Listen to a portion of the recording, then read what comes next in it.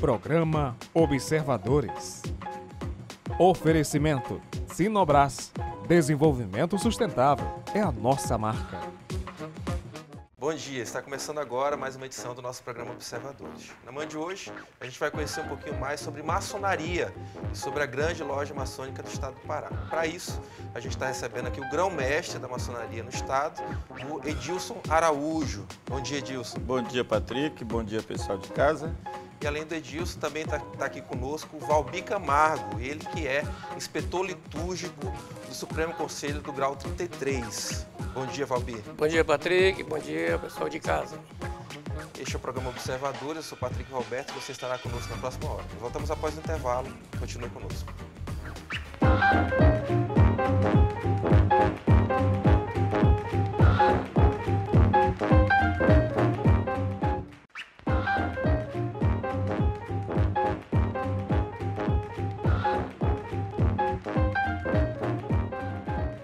Também está aqui conosco o Valbi Camargo, que é uma figura bem conhecida aqui em Marabá, ele que é oficial de justiça e também é membro da maçonaria, está atualmente como inspetor litúrgico do Supremo Conselho do Grau 33. Daqui a pouco ele vai explicar para a gente o que é isso dentro da maçonaria, né? Bem-vindo, Valbi. Bom dia, bem-vindo. Muito obrigado, Patrick, por receber a gente. E bom dia, meus irmãos. Tá bom. Senhores, eu acho, primeiro explicar em casa, né, para pessoas que são leigas em relação à maçonaria, o que significa maçonaria, o que ela faz, de onde que veio. Fala um pouquinho para a gente, mestre Edilson. Patrick, ao contrário do que muita gente pensa, a maçonaria não é uma religião, não é uma seita, como comumente se imagina, né? A maçonaria é uma sociedade iniciática e a gente costuma dizer que é uma sociedade de homens livres e de bons costumes, mas fundamentalmente ela é uma organização que visa aperfeiçoar o homem, de um modo geral.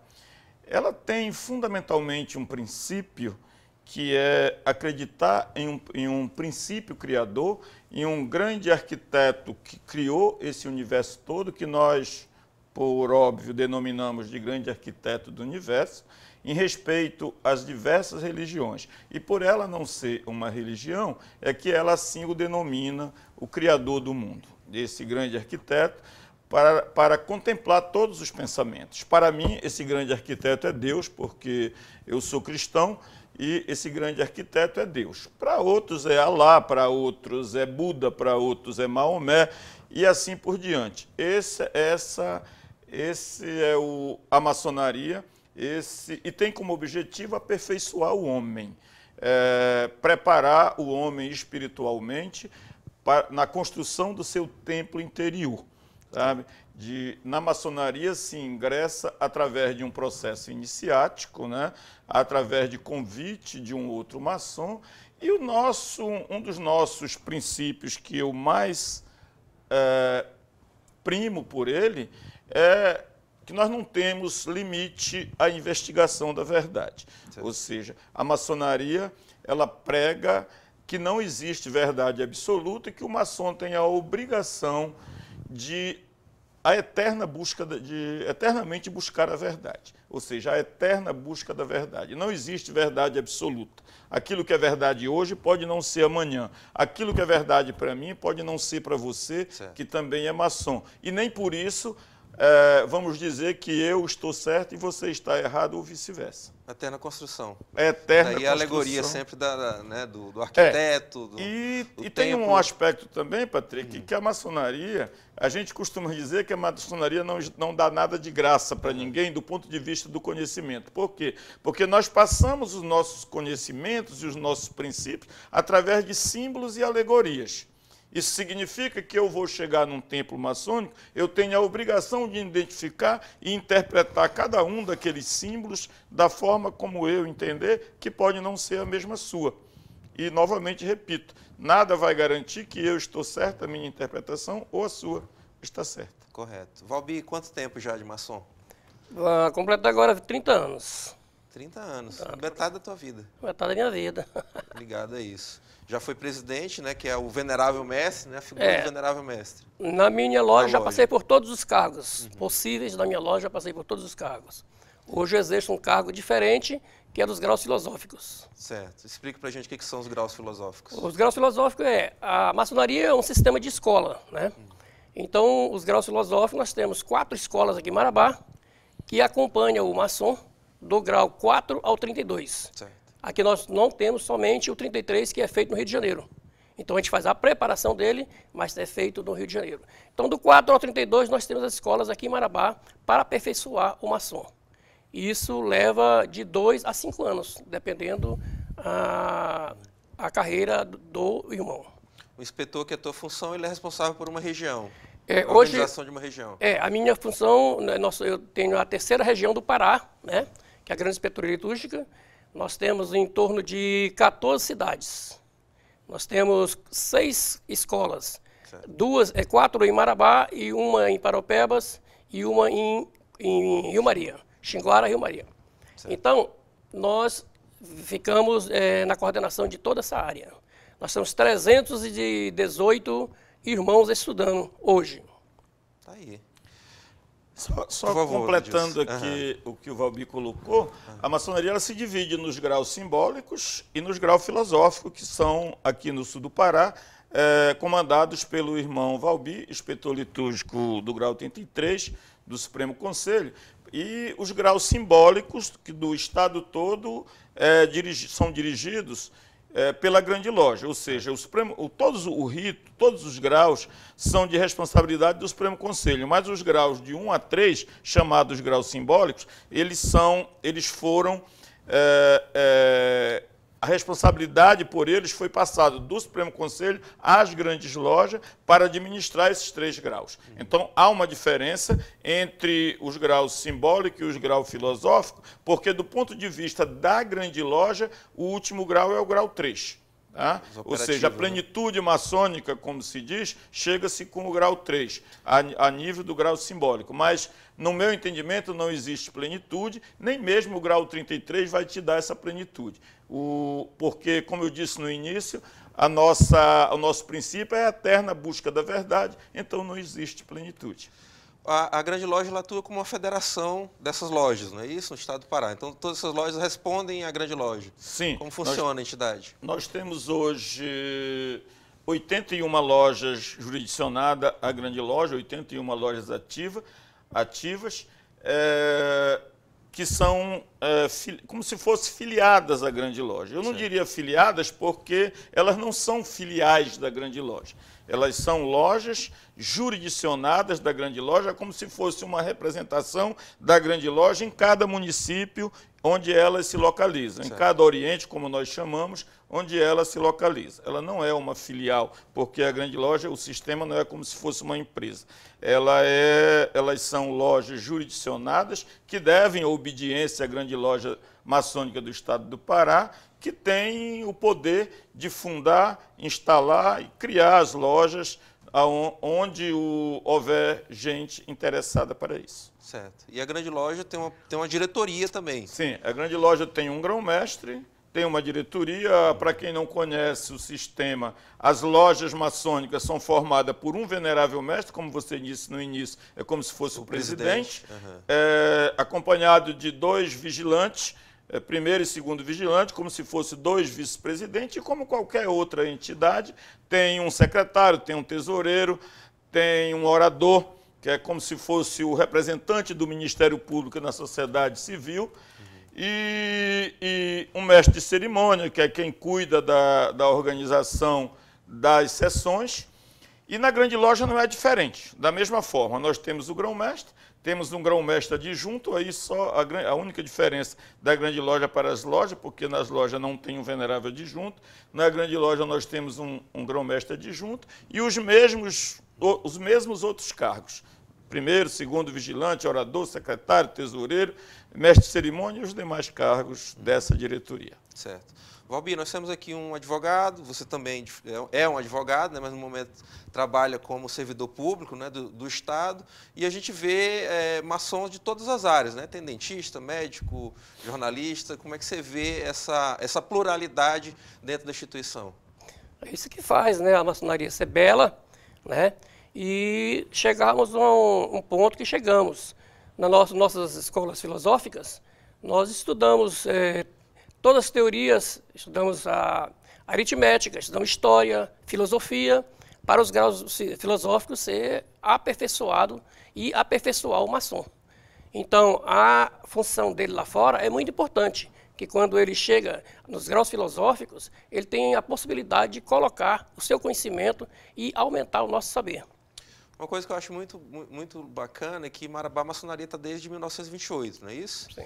Com a loja lá da Marabá Pioneira, que é a Firmeza Humanidade Marabaense número 6. E vários vultos históricos, né, da nossa cidade, vários ex-prefeitos, vereadores, foram veneráveis da loja, foram membros da maçonaria, de forma que a maçonaria, assim como nacionalmente ela tem uma importância histórica, a gente percebe aqui também no nosso microcosmo, né, na nossa realidade regional, também esse entrelaçamento entre maçonaria e história política. Posso dizer isso? Sim, com certeza. Tá aí. Mestre Edilson, você também é um grande estudioso também disso, né? Acabei de falar aí sobre esse entrelaçamento de política e maçonaria. Como é que você vê hoje o posicionamento da maçonaria em relação à política? Veja bem, é muito comum se ouvir da maçonaria e, aliás, se confundir na maçonaria um posicionamento dizendo que a maçonaria não pode se envolver em política. Realmente, nossos rituais diz que é proibido discussão política e religiosa dentro da maçonaria, porque esses dois temas normalmente dividem em vez de unir. Mas essa compreensão, ela é equivocada, aliás, essa posição ela é equivocada, à medida de que, se analisarmos historicamente, no mundo, eu não digo nem no Brasil, mas não existe nenhum grande evento no mundo que a maçonaria não estivesse presente ou que a maçonaria não estivesse por trás, no comando desses eventos. E para não ir muito longe, vamos citar aqui a Revolução Francesa, vamos citar aqui a independência americana e, trazendo para o nosso país, vamos falar da independência do Brasil, vamos falar da libertação dos escravos, né? E vamos falar da República, por exemplo, onde sabemos que todos esses eventos foram decididos dentro dos templos maçônicos.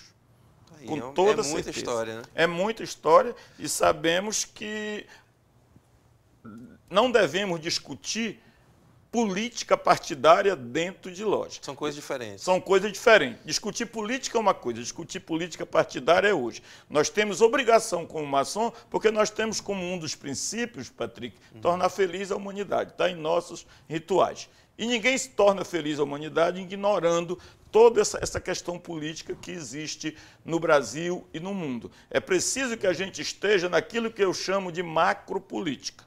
Sabe? Ou seja, os maçons têm que estar defendendo uma boa educação, um bom sistema de saúde, o meio ambiente, contra a corrupção, e isso sem cor partidária, sem matiz política nenhuma, tem que estar. Se não estiver, não é um maçom, e também não pode se dizer que uma grande loja, que é uma potência maçônica, está atuando corretamente quando ela se omite desses temas, que são os temas que envolvem a felicidade da humanidade, o bem-estar da humanidade. Certo. Senhores, a gente vai para um rápido intervalo, voltamos em seguida, aqui na TV Correio SBT.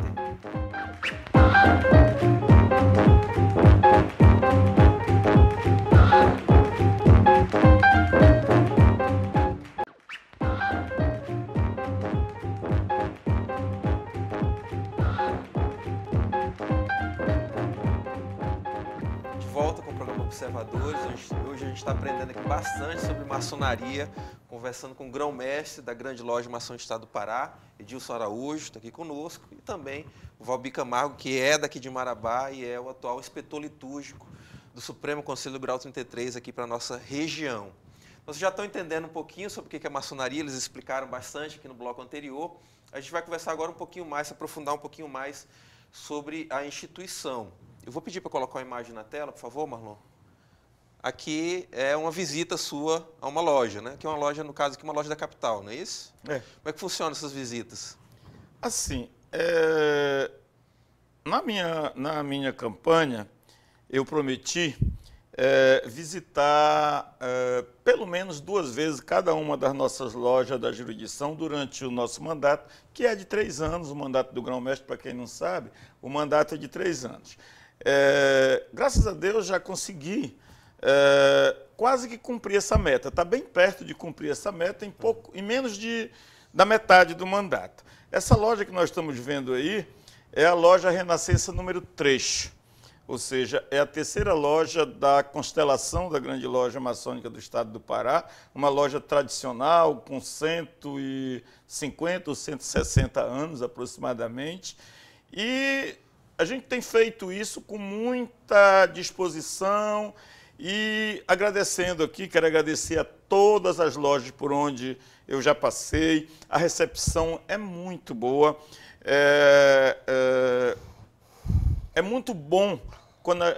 Aliás, as lojas, os irmãos se sentem muito felizes quando recebem uma autoridade da grande loja, e eu senti isso mesmo quando eu estava em campanha, que não era ainda grão-mestre, era apenas, primeiro como o primeiro grande vigilante, depois como grão-mestre adjunto, e a gente sente a felicidade, principalmente no interior, Patrick. Uhum. Eu tenho um prazer muito grande de visitar as lojas do interior, porque eu sinto a felicidade dos irmãos do interior quando recebem uma autoridade sede na capital, né? Sempre tem essa... A capital não, porque a gente está ali praticamente todo dia, talvez esse impacto da presença do grão-mestre numa loja é bem menor do que no interior, por exemplo, em São Félix do Xingu, em Uruará, em Terra Santa, em Rondon do Pará, pegando os quatro extremos, né, do estado. Nós estamos falando de... Eu estou em Belém, no centro, estou a 1.300 quilômetros de São Félix do Xingu e a 1.600 de Terra Santa, né, para você ter uma ideia. Então, a gente gosta de falar aqui que o Pará não é para amadores, né? Exatamente. Porque são 3 Franças para você viajar, exatamente, né? Em termos de território. Vamos passar mais uma imagem, por favor, Marlon. Aqui é a sede, né? Isso. Que fica na Padre Otíquio com a... Padre Otíquio com a Tamandaré. Não, aliás, Tamandaré. Fica na Tamandaré com o Padre Otíquio. Com o Padre Otíquio. Isso. Lá em Belém. Vamos passar aqui mais uma imagem, por favor. Aqui já nos graus filosóficos, Valbi. Que tipo de evento é esse aqui? Essa aí foi uma iniciação no grau 31, né? Contamos aqui a presença do nosso irmão Wagner Espíndola, do nosso Pascoal de Oliveira, mestre adjunto, grão-mestre adjunto, e dos demais autoridades. Essa iniciação foi uns 2 meses atrás, né?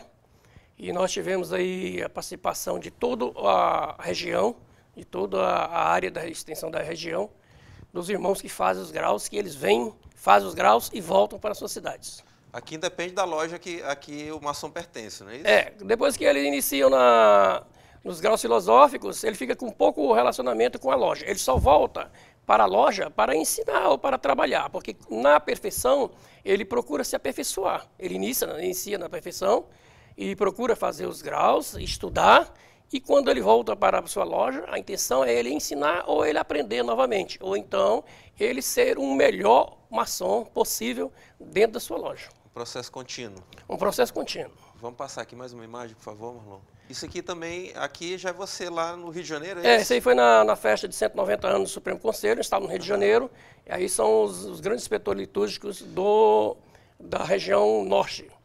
O Supremo Conselho tem uma prevalência sobre a maçonaria no Brasil, não é isso? No Brasil inteiro, Ele gere, né? Nós temos o nosso grande soberano, que é o Jorge Lins, que comanda todo o Brasil. É uma instituição muito respeitada. Muito respeitada e querida. Tá aí.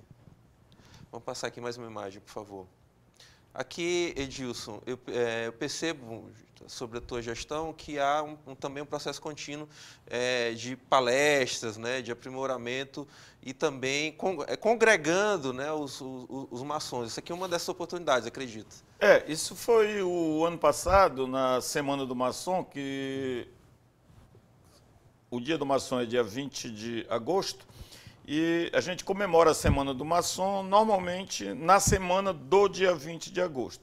Isso aí é na loja Fênix 27, lá em Belém, uma palestra com o nosso irmão Kenny Ismail, que veio de Brasília fazer essa palestra para nós lá em Belém, sobre o rito escocês antigo e aceito, que é o rito mais preponderante na grande loja. Nós temos, das 81 lojas que nós temos, pelo menos, eu acho que 90% funciona no rito escocês. Mais disso até, eu acho que menos de 10%. Aliás, dessas 81 lojas, nós temos 4 lojas, se não me engano, ou 5 do rito de York, e uma do rito de Shirley, e 2 do rito, que trabalha no ritual de emulação. Sim. Então, com certeza, 90% é do rito escocês. Para quem não entende, são os ritos que a gente trabalha. O rito escocês é um rito que, apesar do nome, ele tem origem na França, e o rito de York é um rito americano, e o ritual de emulação, que alguns dizem que chamam o rito de York em inglês, que na verdade não é um rito, é um ritual, é uma forma de trabalho que a gente chama de emulação. O Kenio, que você está citando, que foi o palestrante nesse dia aqui, é um dos maiores estudiosos, um dos maiores estudiosos da maçonaria, um escritor de várias obras sobre maçonaria. Certo. Vamos passar aqui mais uma, por favor. Tá.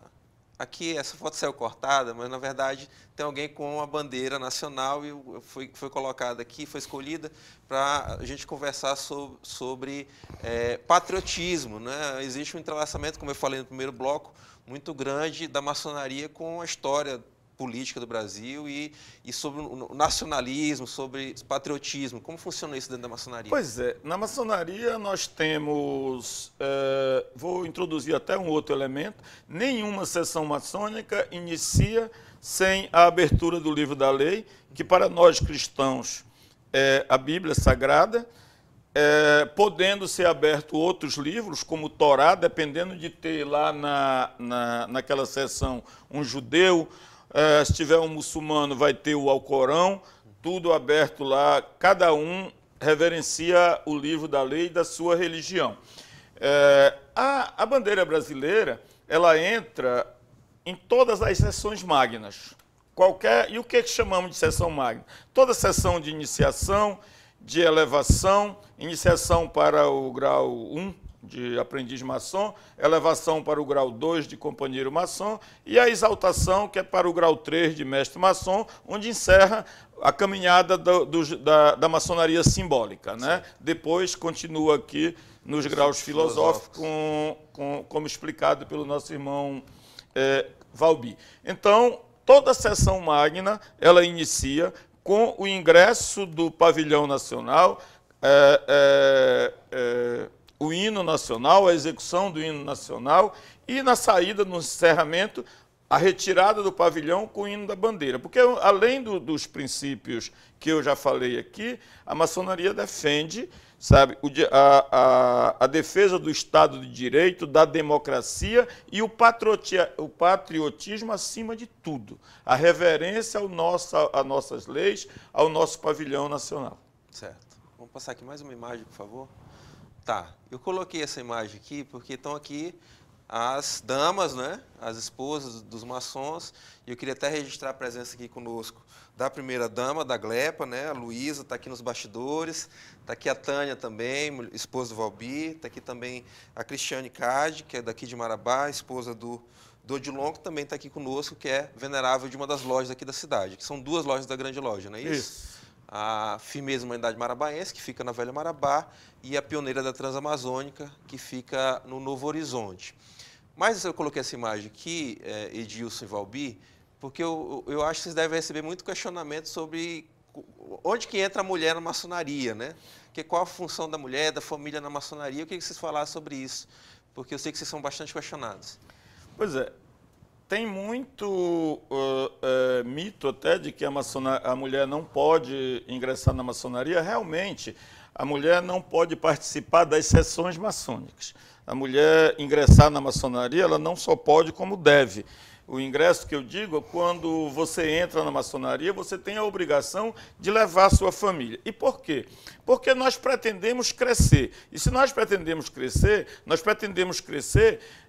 buscando pessoas na sociedade. E como é que nós vamos buscar a pessoa na sociedade se nós não conseguimos trazer nem a nossa família? Nós temos, dentro da maçonaria, os vários segmentos, como nós chamamos de entidades paramaçônicas, que são as damas da fraternidade das lojas e da grande loja. Nós temos os demolês, que é uma instituição que congrega os filhos de maçons e até não filhos de maçons, de 12 a 21 anos. As arco-íris também de 12, se não me engano, até 20. Até 20. Temos as abelhinhas, que vai de 7 até 12. Temos os cavaleiros também, cavaleiros da Távola Redondas e escudeiros, que vão também nessa de 7 a 12, ou 5 a 12, não estou bem lembrado aqui. Mas o mais importante é que a gente tem que levar, porque eu não acredito, Patrick, e nas minhas andanças pela nossa jurisdição toda, eu tenho observado uma coisa: toda loja onde há a participação das cunhadas, que é assim que nós chamamos as esposas de nossos irmãos, onde há a participação das cunhadas, todas elas são lojas prósperas. Já passei em lojas, e digo em lojas onde não há participação nenhuma das mulheres, das cunhadas. E essas lojas, eu diria que elas estão fadadas ao fracasso. Dificilmente elas chegarão a algum lugar sem a participação das cunhadas, dos sobrinhos, das sobrinhas. Pode ter certeza disso. Você pode fazer uma pesquisa, um levantamento, que você vai perceber que as lojas mais bem-sucedidas são as lojas onde há a participação da mulher. Porque tem um detalhe interessante, é preciso o público, de um modo geral, saber. O homem não entra na maçonaria se a mulher não aceitar, se ela não concordar, assinar um documento concordando com isso. Tá aí. Como que é isso no dia a dia, Valbi? Você que é de uma loja que eu sei que é forte também nessa questão da família. A importância da mulher, como o nosso Terence falou, isso aí é evidencial, né? Porque nós temos que tirar o chapéu para as damas. Quando temos uma loja que tem o seu grupo de damas trabalhando, é uma tranquilidade para o venerável, é uma tranquilidade para os irmãos. Agora, quando você fala trabalhando, está dentro também ações sociais. Fazendo trabalho social, também, né? E, inclusive, Patrick, deu uma passagem interessante. Uma senhora, esposa, jovem esposa, esposa de um recém-iniciado, perguntou para um sábio: meu mestre, por que a mulher não entra na maçonaria?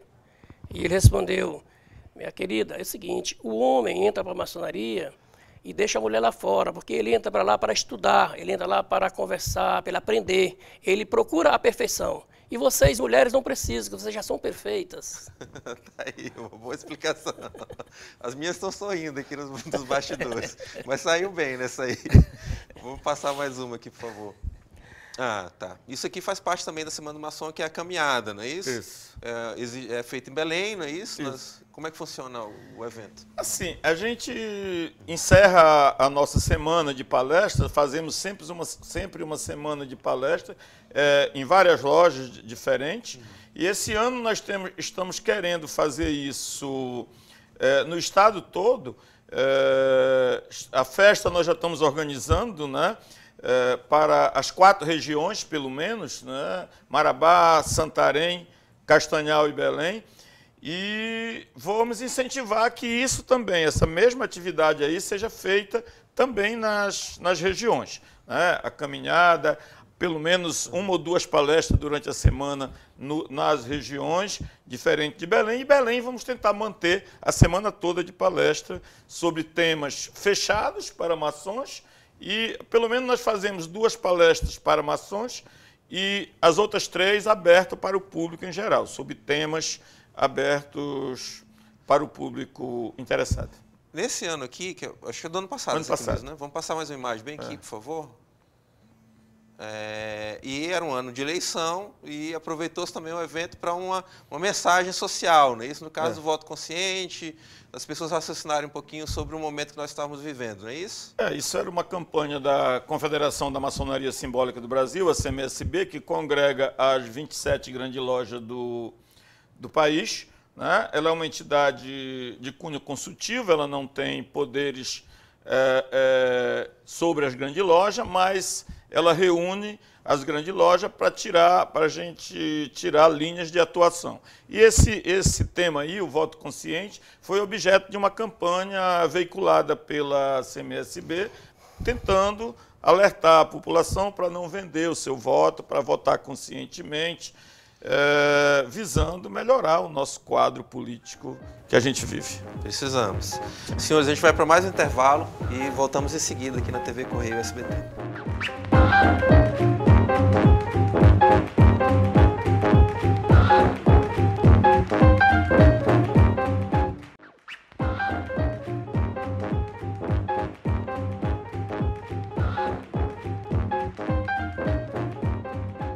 De volta com o programa Observadores, hoje falando de maçonaria. Você em casa já está entendendo tudo, né? Hoje recebendo aqui o grão-mestre da Grande Loja Maçônica do Estado do Pará, Edilson Araújo, e também Valbi Camargo, que é daqui de Marabá, oficial de justiça, e é inspetor litúrgico dos graus filosóficos da maçonaria. Senhores, não é por acaso que vocês estão aqui essa semana, né? Nós tivemos agora, na semana passada, a chegada da maçonaria a Itupiranga, que é um município tradicional aqui da região, é nosso município vizinho aqui, a Marabá, e que recebeu a loja Estrela da Transamazônica número 100. Então, eu queria, me perdoe, Edilson, vou pedir primeiro para o Valbi, por ser aqui da região e ter uma ligação muito grande com Itupiranga, primeiro para que ele fale sobre esse sonho, que é antigo, né, de levar a maçonaria até Itupiranga. Como é que se concretizou isso? Patrick, é verdade, isso é um sonho nosso, muito antigo, né, de várias pessoas, e fomos trabalhando isso aí. Houve uma tentativa do nosso sereníssimo grão-mestre Wagner Espíndola, e ele passou o cargo para o nosso sereníssimo Edilson, e o irmão Edilson levantou essa bandeira e deu carta branca para nós. E nós, através da Loja Pioneira Transamazônica, nosso venerável Odilon, nós fomos atrás e, com os irmãos que já estavam residindo lá, que estavam adormecidos, conseguimos levantar uma turma boa. Amanhã nós estaremos fazendo a fundação dessa loja na Pioneira Transamazônica. Pioneira que já congrega, inclusive, maçons que são de Itupiranga, né? São de que Itupiranga. Por falta de um templo lá, sempre vinham reunidos até hoje. Ficou mais fácil por Pioneira. isso, né? Uhum. E isso faz parte de uma política de expansão, não é isso, Edilson? Sim. Tivemos aí recente Nova Ipixuna, São Sim. Geraldo. São Geraldo é um... São Geraldo ainda está à frente. No dia que o programa for ao ar, a loja já está fundada, por isso, apenas corrigindo, né? A loja foi fundada ontem, na verdade, né? Para todos os efeitos. Sim. E faz parte, sim, de uma política de expansão que fazia parte do nosso programa de trabalho. E dentro desse ano e 3 meses, um ano e 4 meses, essa é a 9ª loja fundada, né? Implantada e instalada. Recentemente nós tivemos Nova Ipixuna, tivemos Irituia, tivemos essas 9 lojas, a próprio Carajás, né, lá a Serra dos Carajás, a loja que levou o nome do nosso pastor grão-mestre Wagner Espíndola de Ataíde. Aqui na região praticamente são as duas, né, as 3, Nova Ipixuna, Carajás e agora Itupiranga, que está levando o número 100. Como eu disse no início, nós temos 81 lojas ativas, essa vai ser, na verdade, a 82. E por que ela está levando o número 100? Porque existe no nosso estatuto e nas regras, não pode, aliás, o número é sempre crescente. Não pode utilizar o número de uma loja que fechou, que abateu colunas, que é assim que a gente chama. E dessa diferença de 18 lojas, a Grande Loja do Estado do Pará é mãe da Grande Loja do Maranhão e do Amapá. Certo. E ela, várias lojas que eram filiadas à Grande Loja passaram a formar a Grande Loja do Maranhão e do Amapá, e nós não podemos usar esse número. Por isso a diferença entre o número cronológico, o número 100 da loja Estrela da Transamazônica que fundamos ontem, e a quantidade de lojas. Então, sonho nosso, esperamos terminar o nosso mandato aí com um número bem maior do que esse, né? O nosso projeto seria fundar nesses 3 anos, chegar entre 15 e 20 novas lojas, que seria o coroamento do nosso mandato, seria esse, né? Queremos crescer com qualidade, aliás, com quantidade, mas também com qualidade. Isso é importante. Vamos colocar mais uma imagem aqui, por favor, Marlon. Eu vou pedir para o Marlon dar uma equalizada nessa imagem. Ah, tá aí, isso. Isso aqui é uma foto da sua posse como grão-mestre, sucedendo o Wagner Espíndola, que o Valbi citou, que é daqui de Marabá.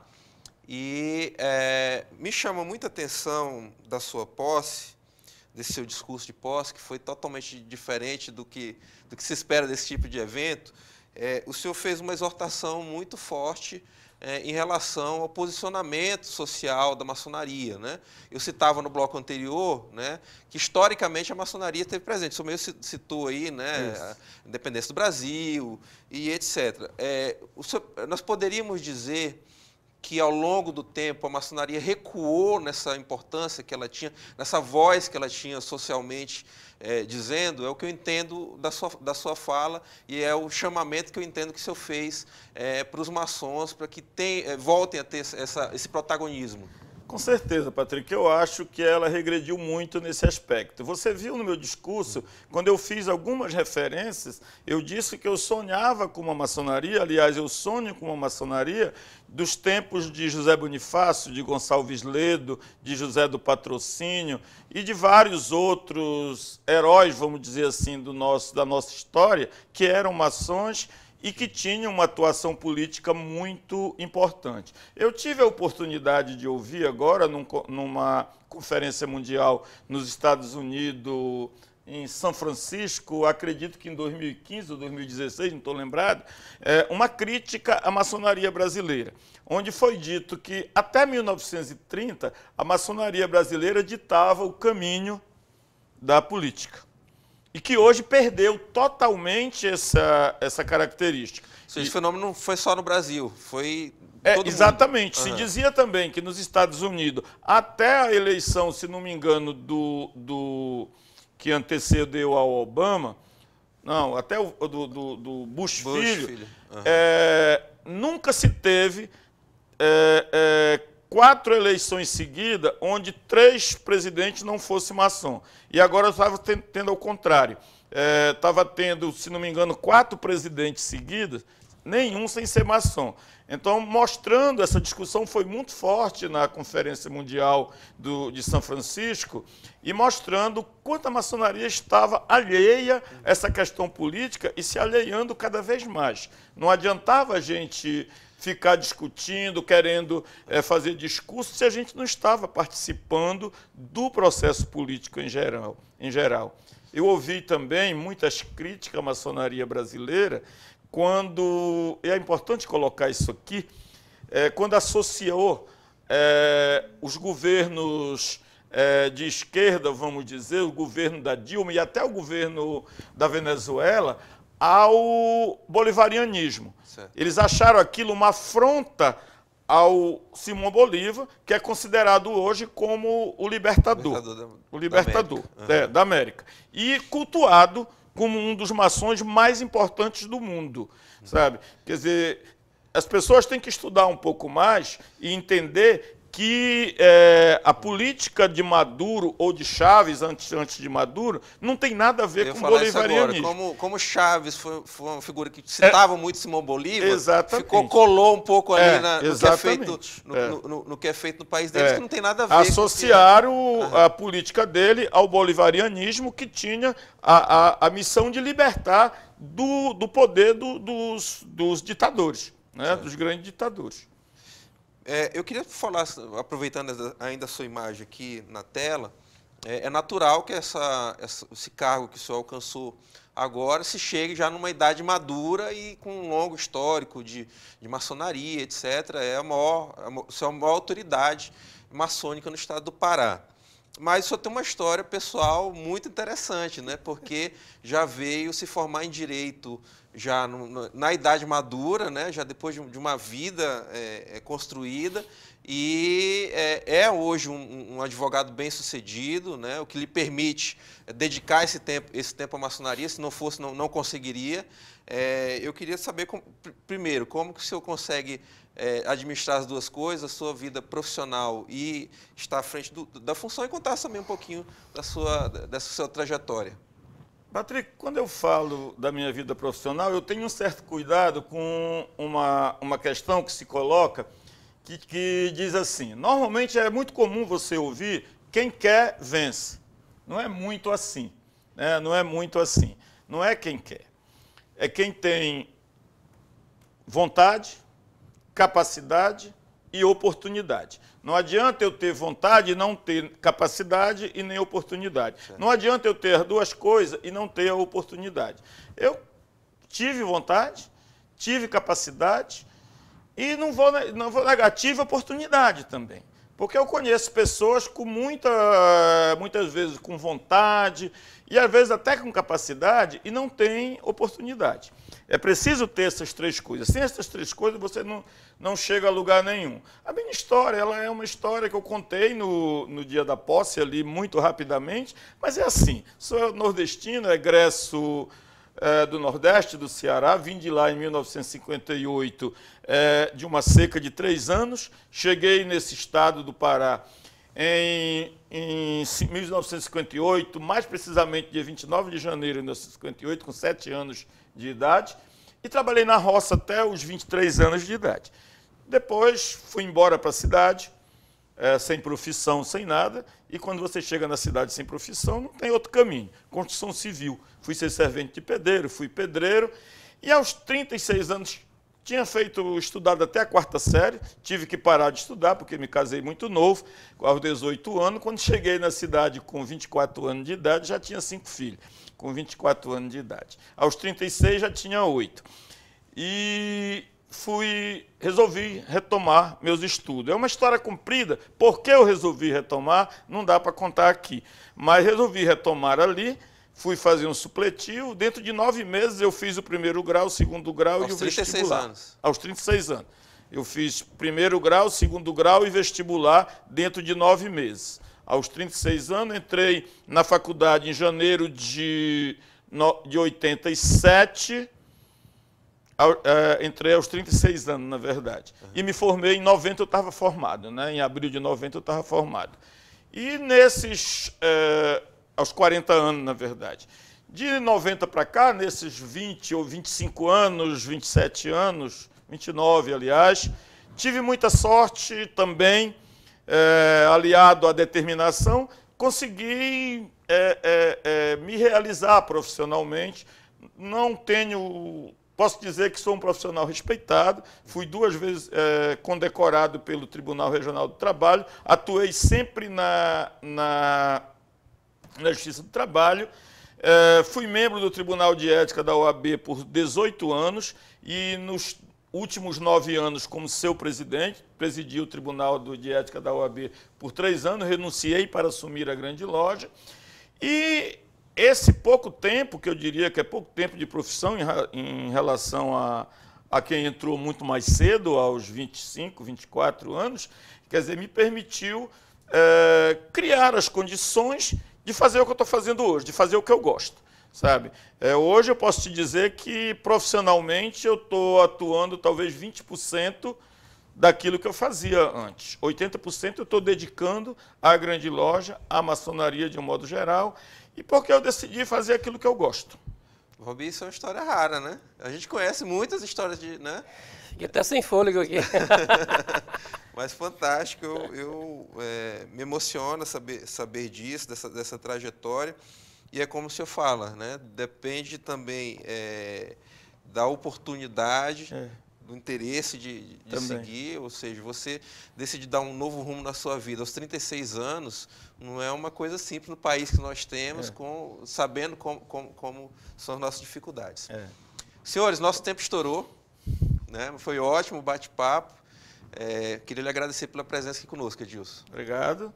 Eu quero agradecer pela oportunidade também de mostrar um pouco do que é a maçonaria e Estamos à disposição. Sucesso nas suas andanças por aí, que continue tudo dando certo na sua gestão. Valbi, também muito obrigado. Eu queria até, aproveitando a tua presença aqui, mandar um abraço para todos que militam no Judiciário aqui em Marabá. Você é um servidor dedicado do Judiciário aqui em Marabá, do Tribunal de Justiça, e em seu nome também dar um abraço a todos que trabalham nessa área aqui, servidores públicos. Obrigado. Eu que agradeço, presidente. Que bom. Obrigado à nossa turma que está aqui nos bastidores, que eu já citei, e a vocês de casa que nos acompanharam. Um ótimo domingo a todos e até semana que vem aqui na telinha da TV Correio SBT. Obrigado. Até lá.